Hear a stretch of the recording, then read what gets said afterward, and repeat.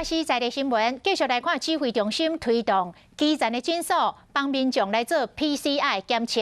也毋过台北市议员徐巧芯来压料，讲台北市20间有咧做 PCR 诊所，只有7间有咧执行，甚至有部分的诊所做 PCR 了后，发现这个动线的规划真困难，规期是退场歹做咯。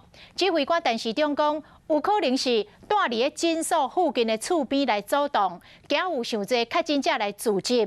也毋过，咱的记者实地到诊所的附近来询问，这个住户虽然会担心，但是也是真支持，讲这是正确的代志。 指挥中心先前宣布有190家的诊所加入 PCR 筛检，但现在却传出有几家诊所退出筛检的行列。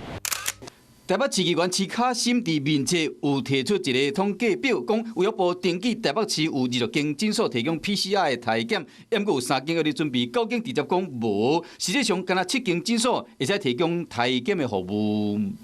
是他的材料或是他联络。 好的还没有上到，有一些开始做之后，可能有一些邻居或旁边的人认为不适合，第三做下去之后又感觉到诊所内的空间不足，那也可能会停。基层的诊所徛出来做 PCR， 唔拿骹手是一个问题。快太阳性人，安尼伫咧排咧行来行去，民众敢会烦恼讲会增加社区围着的风险。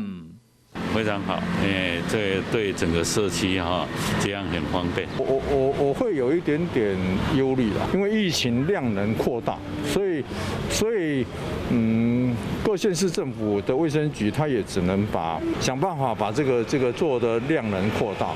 就算的烦恼，不过乡亲嘛是同款支持。面对疫情愈来愈严重，诊所 PCR 是紧急的做法，方便提供有需要民众，唔免过去病人、客人。不过伫诊所做 PCR 体检已经第6天啊，医院有真济乱象。基层医护人员骹手无够是一个问题，体检设备嘛还未完全到位，诊所的动线规划无啥好，指挥中心要赶紧找出解决的办法，唔通让乡亲去诊所白走一转。 Hello， 大家好，我是品轩。想要跟我一起品味生活中的大小事吗？一定要赶快打开华视的 YouTube 频道，按赞、订阅，并且开启小铃铛哦。